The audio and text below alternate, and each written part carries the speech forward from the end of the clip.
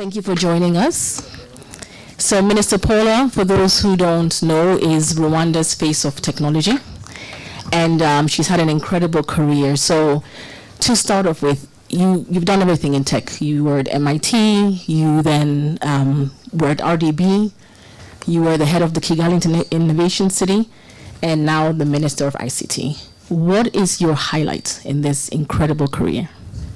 Maybe before I talk about my highlight, good morning, everyone. And I know Minister will be leaving shortly. I wanted to say if lawyers sleepwalk in technology, you can imagine what happens to technologists when we need to interface with the legal world where we feel like we're constrained in many ways to innovate even further. So I think to the team behind this conference, you couldn't have chosen a better time. And I do agree with the Minister, we need it more often because these seem like two worlds that are so much apart, yet in many ways need to work very closely together if we're really going to see growth in a different sense. And so I'm an advocate also for twice, if not many more times throughout the month. It doesn't have to be a conference, but at least conversations that allow both worlds, to dialogue and figure out what could be those sticky points that we can work together to resolve as we find more impact and progress in our different sectors. So very quickly, I just want the team to know this was not my idea. It's from the ministers. Sorry. Yeah. Back to your question around my career. I think in many ways, I'm proud of many things that Rwanda has really gone through, leave alone just technology. When you look at our journey as a country, and when I walked in, the minister was talking about what the journey of unity and reconciliation has been, the role justice has played in doing that, and the role that technology has really played in enabling access to justice in many ways. And so today we may be talking about law and technology. If we talked about health and technology, we would see similar examples, agriculture and technology. And so there's just so much more that has happened. But what is very interesting is that a lot of those things have only been possible. And when I say a lot of those things, I'm meaning a lot of the application of technology in different sectors has only been possible because in the various sectors, there are certain foundational things that have been in place to enable that. If it hadn't been for the way the justice sector was very well organized to ensure that access to justice is provided in a much faster way, then technology would not have played an efficient role.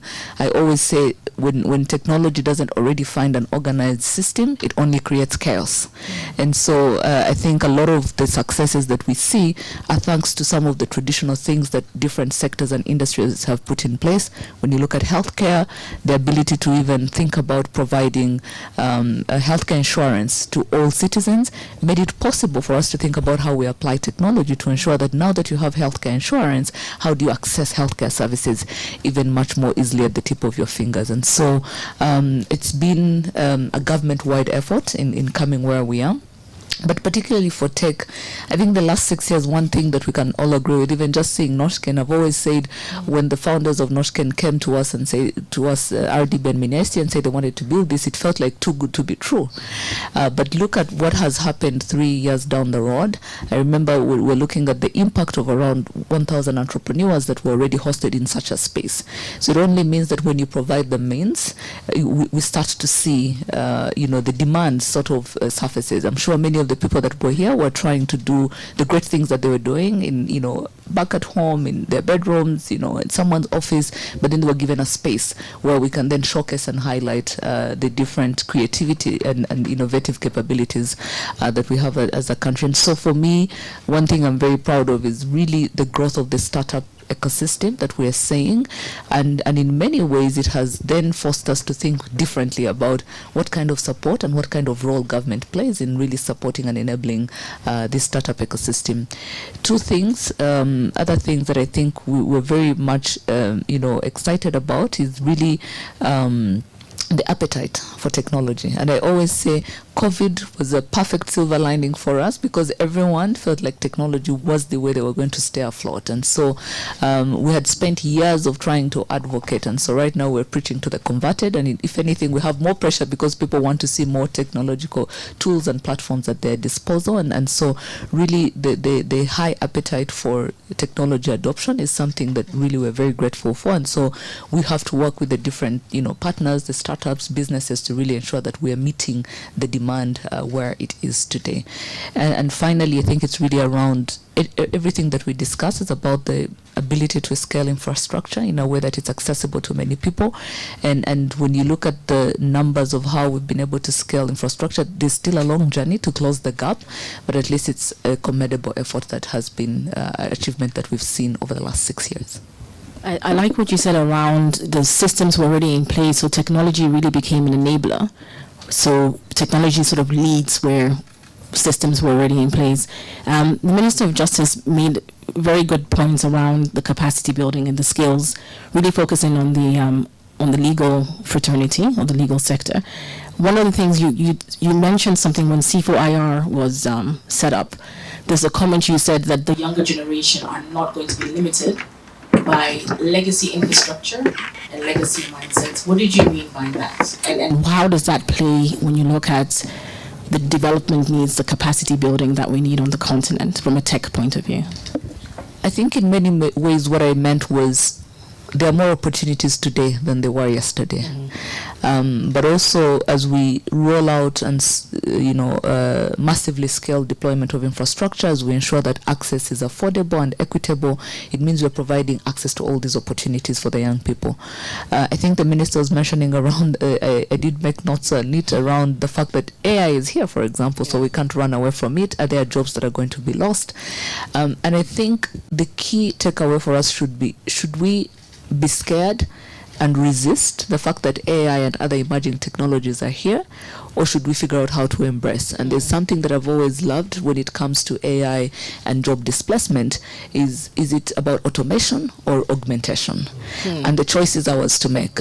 And it's ours to make because it's not a question of just shying away and rejecting it.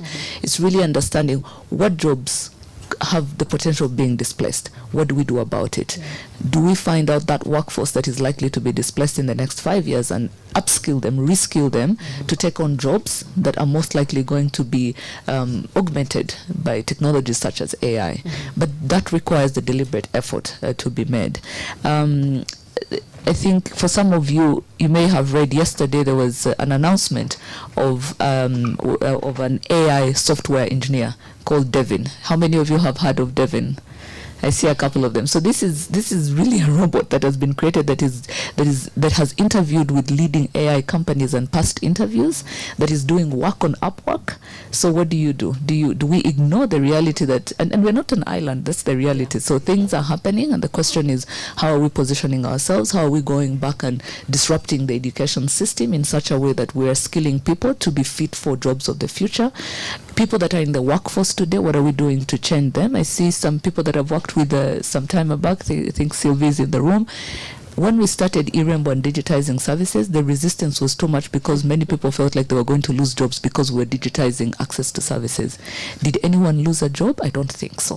What we did was to figure out the people that were providing services in a manual way, training them in such a way that they can also benefit from using eRembo to deliver those services. You still need that human interface when you're delivering services. So I think for us, even as a country like Rwanda, when I made that statement when we were setting up the Center for AI Policy and Innovation, is really purely from the fact that we shouldn't just resist for the mere fact of resisting because everyone is saying jobs are going to be displaced. We should take stock of what jobs are likely to be displaced and then figure out what do we do to augment certain jobs and then reskill and upskill people in such a way that jobs are don't really necessarily displaced. Otherwise, you resisting something that is anyway going to happen doesn't make the situation any better. I just want to focus a little bit on the gender. How do we look at this for women, right? When we're looking at women in the tech space, and I see this in law as well. There are women that will not necessarily do some of the maybe tech commercial areas, but in the tech space, we still have a deficit of women who are going into computer science, who are going into engineering. You're an MIT graduate. What do you do to encourage those women so we really don't have this digital divide? And that's a very good question. Some of the statistics that we see is that globally you have at least 49% of female-founded, businesses. But the reality is that out of that 49%, only 2.5% are solely founded by women. But then now you get into what are the challenges. So it's a male-dominated field, so you still have more male than female that are within the field, which also means that disproportionately, what you see is that there are less women that are founding some of these startups. So there's definitely things around mentorship that has to be done at a very early stage. And I am part of different initiatives, whether it's the Girls in ICT program that really, is looking to target young girls, primary and secondary school, and sort of get them interested into taking STEM. We've done programs like the Rwanda Coding Academy, where what we're looking at is to close the gender gap when it comes to STEM and ICT courses. And so what we do is that every year when we recruit and admit students, we have a 50-50 split, so that at least as they get into university, you still have a good proportion of girls and boys that are accessing such STEM careers. Now, is that enough? I don't think so. There's more that we need to do to see more girls and women that are taking up or making career choices around STEM field, and particularly when it comes to ICT. But when we come back to female-led startups, I think the bigger challenges that they continue to face, even I think the bigger one being around funding. What we see is that female-led businesses mostly attract only 2% of venture-backed capital. And there are many challenges that one has to look at. I think one of the statistics we're looking at IFF last year, the International FinTech Forum that KIFC did, was that the fact that many of the venture funds, 90%, have male decision makers. And so there's that unconscious bias and stereotypes that come when it comes to making investment decisions. And I want to quote something that I was reading earlier today. It's a Harvard study that was looking at when these venture capital firms are, interviewing founders who are looking for money. When it comes to male, the kind of questions they ask is what they call promotion-based questions. Yeah. Where do you see the market going? So really, it's not, if you fail, it's not your problem. The market will have failed in general. When it comes to female founders, it's more prevention, focused questions, which is more around when do you think you'll break even? Yeah, and what we see is that those kind of questions, when they're asked, these female-led startups are only able to raise up to $500,000 US of funding, whereas for most of the male, what we're seeing, they're raising to the tune of $7.9 million US. So imagine that kind of disparity when it comes to being able to access capital, but also to being able to expand and scale your business. But I think all is not gloom. I think there are so many things that we need to do, and I'm very excited we're having such a conference. One of the things that we need to also introduce is conscious biased kind of trainings. Like, how do we train these people to be very conscious of the biases that may stem out of some of the investment decisions they make, ensuring that there's diversity in decision making positions, especially when it comes to the panels that are going to be asking questions around financing, mentorship networks, expanding these kind of networks for women, and slowly you transform one village at a time, and before we know it, we'll see more female accessing equal opportunities as male founders. I was actually listening to a TEDx, and it said, very much to your point around unconscious bias, it said we teach our women to be perfect and we teach our men to be brave. And that unfortunately plays out in all aspects of life, and it's true even in funding, right? But there are also reports now when you have female-led VCs, that unconscious bias goes away, and so we need to have more women also in the position to become VCs. So we talked a little about AI, and obviously there's a big focus for AI in the country. Mark Cuban said companies today are either AI companies or they're just other. Mm-hmm. And I think Minister of Justice was saying a lot around that. What is Rwanda doing to prepare the normal citizen to be AI ready? And if you can speak a little bit about the AI conference, you highlighted that at the World Economic Forum. What's the plan for that, and is there anything that you can share at this stage? So when you look at our national AI policy, I think you realize one thing, that maybe 60% of what the policy is talking about is AI education and skilling. And that was very deliberate, because we knew very well that if we don't build the critical mass of people that master the technology of AI, but even a population that understands the risks and benefits of using AI, then adoption is going to be a very long process for us to achieve. And so one of the things we've done is also to go back and look at how do we work with the Ministry of Education. I remember when we launched the national AI policy, the first thing the Minister of Education joked is like, I can see you've given me an additional task, because literally it was everything about how do we go back to the education system, how do we change this, how do we improve on math skills, because that's a core skill for AI, and then along the way just make sure that people are AI literate in many ways. And so that is going to be our focus. We already had started a program a couple of years ago around digital ambassadors, and it was basic digital literacy, but we are going to have to include AI literacy programs so that citizens can be more aware of AI. We're not just going to sell the beautiful story, we also tell them what the risks are and what they can do, so that at least, and I love the fact that we're doing this when we already have the data protection and privacy law in place, so that becomes a very good instrument that allows us to sort of even address some of the concerns and risks that come with AI being misused, and what role, at an individual level, a citizen is going to have to play in ensuring that we minimize that as much as possible. Now, and so that's one of the things that we're going to be doing, but it's going to require so many partnerships, because it's not just about training 14 million Rwandans on being AI literate. It's also now building the hardcore AI skills, so that when we build AI solutions, we're building solutions that are responsible, we're building solutions that are safe. And when we talk about the issue around augmenting or automating tasks, we're also thinking about that, so that there's that being able to contextualize it to our unique context that we have as a country. Back to, we will be hosting in October the very first African, continent AI conference, and that was also something that we felt was very important. When you look at other blocks in the world, they've managed to organize themselves in terms of when it comes to AI legislation, how are they coordinating, how are they thinking about safety together, so that at least for some of their companies that are building these AI innovations, they're also thinking about what scale will look like for them in different other markets. I think it's only in Africa where we haven't had that kind of concerted effort, and so that's why we've been able to partner with the World Economic Forum, and we want to bring, to cause a conversation that then allows us, because no one has put in place regulations around AI, so it's pretty much a good opportunity for us to start to think about doing it together before we try to, retrofit, because some people have built different regulations altogether. I think the other thing is, really, you may have heard of the high-level UN Secretary General's body on AI. What was very interesting when I spoke to them 3 months ago is that some of the studies they're doing is that the Global South is more optimistic about AI than is the Global North. And so I remember joking and saying, but is it because we don't understand the risks, or that we're very optimistic?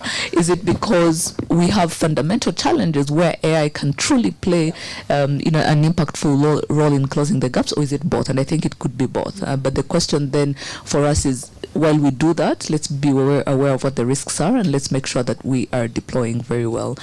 But I want to leave you with this one thing. I think the bigger challenge I see, because when it comes to AI, there's the skilling part, which I think we can easily, solve for very quickly. When you look at our national AI policy, we've already identified different use cases in agriculture, whether it's early warning systems for farmers. We're looking at, public spending procurement, where we're able to figure out how we use AI models to help government to spend better and achieve value for money. And I think many other countries are doing the same, even in the absence of having a national AI policy or not. The bigger question, which we will need to tackle during that conference, is having compute infrastructure. 10% of countries in the world own 100% of the computing capacity and infrastructure. And clearly, none of the African countries is in those 10%. And so those are the kind of conversations that we want to sort of, rally everyone around, so that once we start to think about the different building blocks on how Africa can also be a leader when it comes to AI, we're collectively putting together our efforts and resources in really unlocking some of those bigger challenges that need to be unlocked before we can adopt AI. Yeah, very good point, so that we don't remain as consumers of AI only, but actually also produce. We're actually launching our State of AI Governance report tomorrow, so we'll definitely make sure to share your copy. It's very key for our focus this year, as Florida mentioned. We're definitely looking forward to seeing what the government does in that area. And like you said, just having the conversation and building some sort of consensus as a block. So I have a final question. Thank you so much. As we do this question that you and Minister of Justice have now multiplied, what do you think should be the rule of law? And we've got our president of the Rwandan Bar Association here, so this goes directly to him. But what is the role that lawyers should play when you look at the mandate you have? What is the role of the legal fraternity to make sure that we can really, and this is for Rwanda as a country, but also, Rwanda is a light now on the continent. So what do other Africans need to do, lawyers, to make sure that we can really leapfrog and take advantage of this emerging technology? And that's a very good question to end on, because I think in many ways law will make or break anything that we want to do. Now, when it comes particularly to emerging technologies where there's so many concerns around it, that's where legal frameworks play a critical role in sort of addressing or providing ways to mitigate some of those risks that come in place. But I think the reality is also that as a continent, we're always playing catch up. Our policies are always lagging behind. Our legal frameworks are always lagging behind. If they're not lagging behind, we have gaps. But what that means is that for the startup ecosystem and the private sector, we are depriving them of the opportunity to ramp up on the innovations that they're, creating and create more impact. But I think, so you get me clear, the thing is, I'm not advocating for a place where there are no legal frameworks. I think it's really trying to understand how do we ensure that the legal frameworks and the policy frameworks we're creating are at par with the pace at which technology is being adopted and created. And really that was the whole essence of us creating the Center for AI Policy and Innovation. It's part of more than 13 centers of the World Economic Forum. And when the World Economic Forum conceived that, their idea was policies and laws are always lagging behind when it comes to technological innovation. The very first center was set up in San Francisco because they wanted people to be on the ground, understanding what is yet to come, and to start to prepare for that and advise governments even better. So the role of the law is beyond just today. It's also helping us to be prepared for tomorrow. Sort of figuring out, if we had thought about having AI regulations, 5 years ago, maybe we would have been one of the very first countries to do exactly that. But we're in a place where, because we're a proof of concept market, what we do is to ensure that we deploy solutions in a safe manner that allows us to learn from them and build legislation as we go along. But I think what would be very powerful is a time where we can quickly say, anticipate some of these emerging technologies that are to come, and sort of start to design some legal frameworks around that. And the reality is that no law is cast in stone, so things can change. Build something, disrupt it tomorrow. That is what technology is all about. And I think that agility also on the legal side is really needed, so that people don't feel like laws are cast in stone and you can't change them. You could change them even in 6 months. That's the reality, because if that's what the pace of innovation looks like, so we are able to do that. And so I think without that, unfortunately, we will slow down the pace at which we can adopt technology. And I think that's why the interface of law and technology becomes, creates that opportunity for us to leapfrog. And I think that's one of the biggest levers or opportunities for leapfrogging. Wonderful. Thank you so much for your time. It's been a pleasure hosting you this morning. And thank you for all the insights and what we can take away.